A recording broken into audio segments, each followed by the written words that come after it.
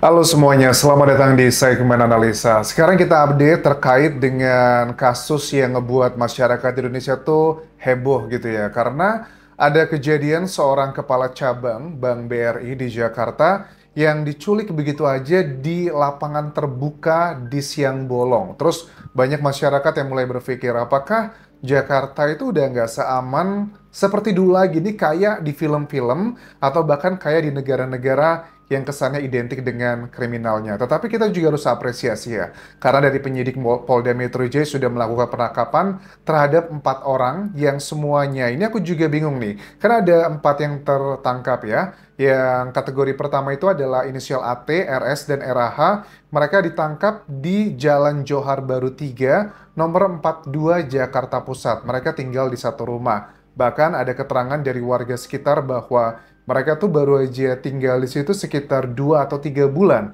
Dan rumah yang ditempati mereka itu sedang dalam proses kayak sengketa antara bank dan juga sosok tertentu. Nah, yang kategori kedua adalah RW yang ditangkap di terminal kedatangan bandara NTT. Nah, ada sejumlah media kayak dari Metro, aku sempat mendengarkan narasinya. Apakah RW ini termasuk bagian dari otaknya atau hanya sebagai pelakunya? Tapi kalau dari keterangan penyidik sampai hari ini aku dengarkan, keempat orang yang ditangkap ini peranannya adalah sebagai orang yang melakukan penculikan saja, tidak bagian yang melakukan penghabisan tersebut. Nah, sekarang ada keterangan terbaru teman-teman dari media Tempo nih yang aku sempat lihat ya investigasinya, bahwa ternyata di satu hari sebelum kejadian, pada hari Rabu 20 Agustus 2025, jadi sekitar hari Selasa ya, malam hari sampai dini harinya, ada beberapa keterangan dari 3 tukang parkir bank, di mana Muhammad Ilham Pradipta, korban yang berusia 37 tahun ini, ditemukan sudah tidak lagi bernafas pada hari Kamis 21 Agustus 2025 sekitar setengah 6 pagi. Jadi sehari sebelum terjadinya penculikan, sejumlah tukang parkir tuh melihat, namanya salah satunya adalah Asep ya dari majalah Tempo yang memberikan liputan ini. Dia ngelihat ada sekelompok pria kekar yang terlihat itu berada di sekitaran Bank BRI tersebut yang berada di kawasan Cempaka Putih, Jakarta. Jadi hari Selasa, tanggal 19 Agustus, Asep ini memang terbiasa tidur di emperan sebuah toko, Alfamart di situ.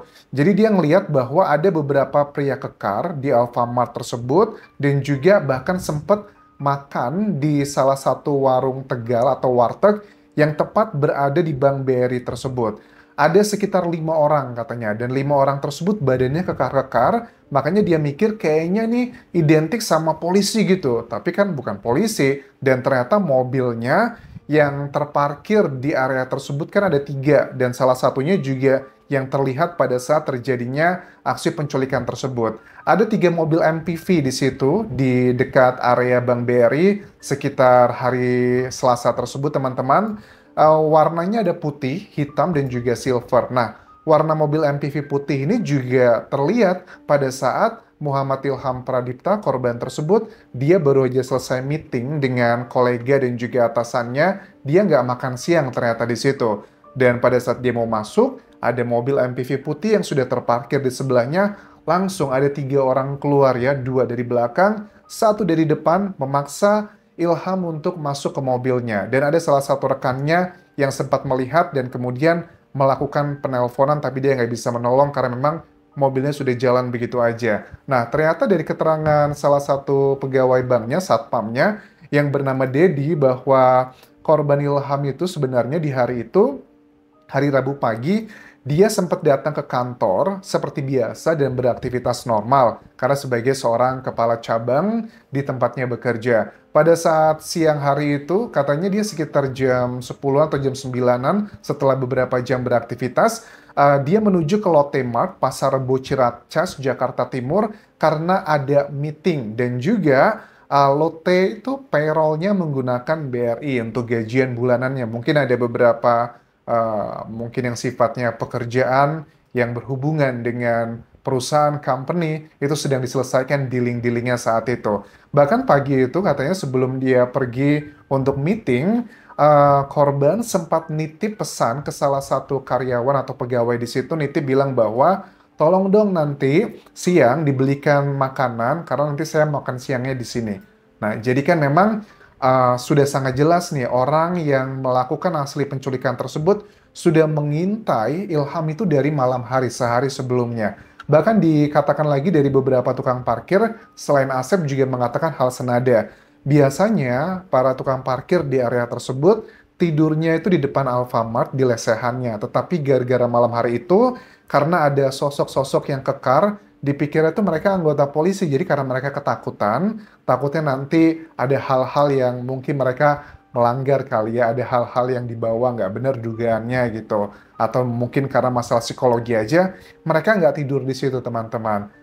Terus ternyata pada saat dicek, sampai dini hari, katanya sekitar jam 5 pagi, jam 2-3 pagi, sudah nggak ada lagi di sana. Jadi mereka mengintainya mungkin cuma sampai malam aja. Apalagi juga kayaknya menjadi seorang pemimpin bank gitu juga nggak mudah kan ya, ada banyak target dan sebagainya. Jadi mungkin pulangnya malam, cuma diintai sampai malam. Atau bahkan jangan-jangan mau dieksekusinya malam hari itu. Tapi karena tidak memungkinkan kondisinya, baru dilakukan adalah di keesokan harinya.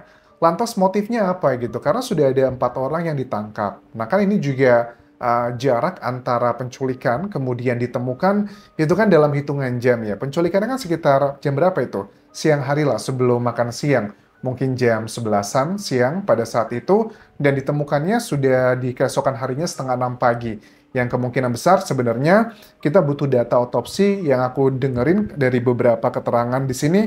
Data forensiknya cuma ngomong terkait dengan penyebab meninggalnya korban. Katanya korban itu kehabisan nafas karena kekurangan oksigen. Ada tekanan pada tulang leher dan juga dadanya. Tapi terkait dengan waktu kepergian dalam tanda kutip ya, sudah nggak lagi ada di dunia ini kapan, aku dengarkan tidak ada. Karena itu adalah menjadi bagian yang penting.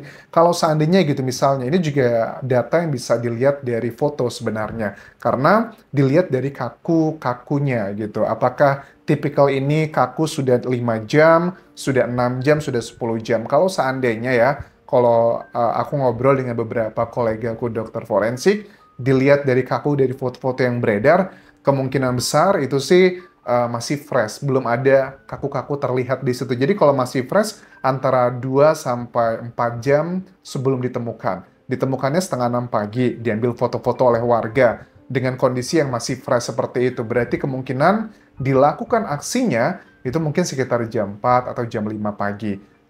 Oke, jadi dan penyebab kayak tekanan pada tulang leher dan juga dada, kemudian ada bagian mata yang tertutup sama lakban, tangan dan kaki terikat. Jadi ini apakah indikasinya ya beberapa motifnya sepertinya bukan masalah pribadi gitu loh, tapi lebih ke masalah yang berhubungan dengan pekerjaan. Dan beberapa teman-teman kolega yang bekerja sebagai kepala cabang ya, ini kan juga cabangnya di daerah, apa maksudnya bukan cabang besar, tapi cabang kecil gitu ya, KCP gitu.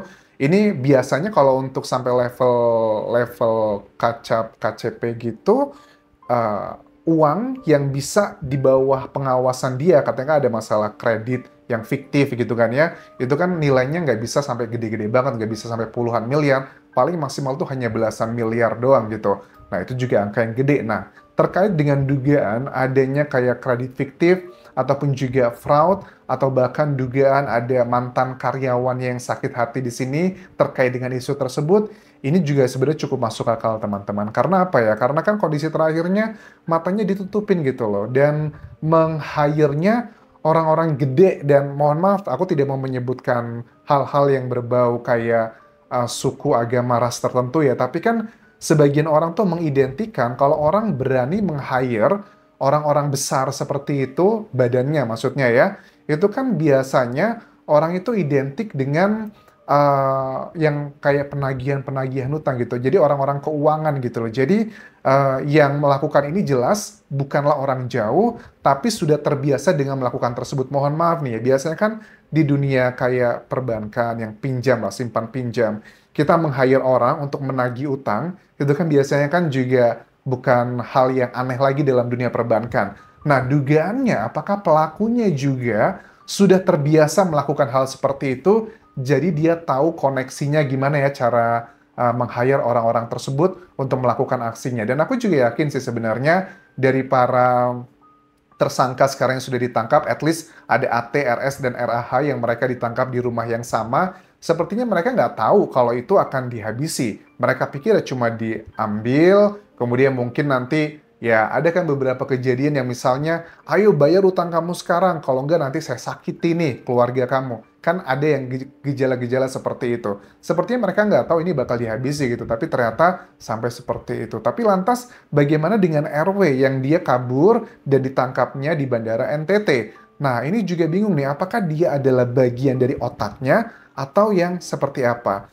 Karena kalau sampai sekarang, aku lihat dari keterangan penyidik, mereka masih tetap kekeh mengatakan mereka hanya bagian dari eksekutor. Siapakah gitu? Bahkan ada beberapa sosial media nih yang sudah menarasikan bahwa dugaannya otaknya ini adalah sosok perempuan. Jadi dengan kasus yang begitu rapi, dengan para pelaku yang menculik dengan PD-nya melakukan aksinya di area umum, kayaknya mereka udah terbiasa banget ya. Mereka begitu kayak profesional ya, sudah langsung diambil, diculik, dimasukin begitu aja. Tapi dengan kasus yang seperti ini jelas sudah mengarah ini ke adalah kebagian yang sifatnya berencana. Berencana kan paling nggak ada 4 peranan ya. Orang yang membantu, orang yang mengetahui, orang yang menutupi, mungkin juga sama bisa 5 peranan atau banyak, terus eksekutornya, sama juga dalangnya. Kalau kategori dari 4 orang yang masuk, memaksa Ilham masuk ke dalam mobilnya, itu sih kategorinya masih kategori yang sifatnya orang yang membantu ya, bukan eksekutor yang menghabisi, tapi cuma ngebantu untuk menculiknya doang. Tapi di mana lokasinya pada saat aksi tersebut dilakukan ke Ilham dan jam berapa, itu akan menjadi salah satu bagian alat bukti yang bisa meminimalisir terjadinya kayak salah tangkap. Takutnya kan ada salah tangkap juga, misalnya kalau nanti ada tersangkanya nih yang melakukan aksinya sudah ketangkep, tapi dia bilang, waktu itu saya melakukannya sekitar jam 11 malam, tapi nggak cocok nih dengan waktu kematian hasil otopsi. Nah, ini kan takutnya nanti bakal ada orang yang dikambing hitamkan. Karena sosok-sosok yang menurut aku yang bisa melakukan aksi seperti ini, at least dia memiliki kekuatan ekonomi. Tahu kan di Indonesia, kalau orang sudah kaya raya itu kayaknya apapun bisa dibeli. Takutnya di framingnya nanti orang yang nggak bersalah, justru malah dia yang kena begitu. Tapi kalau sampai sekarang aku yakin sih, ini bahwa pelakunya aku yakin lebih dari 1 orang, terutama untuk yang bagian dalang dan juga eksekutornya, karena matanya kan ditutup. Kalau dia ada masalah pribadi biasanya gitu, untuk melampiaskan kebenciannya, kamu harus melihat nih apa yang aku lakukan karena kamu sudah menyakitiku. Tapi kalau ini ditutup, diikat semuanya, langsung ditemukan seperti itu, biasanya adalah bukan masalah pribadi, tetapi dia kesel gara-gara kebijakannya atau hal-hal gara-gara dia ada di dunia ini dia mengalami kerugian. Apakah mungkin juga ada orang yang ada keuntungan kalau korban ini meninggal dunia, ada orang yang mendapatkan keuntungannya dalam tanda kutip karena dia sebagai seorang pemimpin sebuah bank, mungkinkah kalau dia tidak ada, tidak akan ada cerita-cerita negatif oleh si pelaku-pelaku tersebut yang bisa merugikan bisnisnya. Angkanya aku yakin bukan cuma angka sekedar 1 miliar, 2 miliar kalau sudah sampai seperti ini. Ada 5 orang loh yang mulai dari pengintaian sampai juga eksekusi untuk diculiknya, itu bukan uang kecil. Aku yakin honor mereka juga udah bukan 1 juta, 2 juta, tapi sudah ratusan juta. Mobilnya aja yang dipakai, berdasarkan keterangan dari tukang parkir bank tersebut aja, mobilnya MPV, ada 3. Sosok-sosoknya juga keker-keker. Masa mereka mau dibayar cuma 1 juta, 2 juta? Jadi dugaannya ini adalah orang besar yang punya kekuatan ekonomi juga di sini. Terima kasih sudah menonton. Kita lihat nanti siapakah dalangnya, apakah penyidik berhasil menangkapnya sampai situ, atau jangan-jangan cuma sampai di level bawah bagian para eksekutornya aja. Tinggalkan like dan juga komen, subscribe channel YouTube ini, follow Instagram, Facebook pageku, dan juga akun TikTok Dian Jasa Asmara. Sampai jumpa.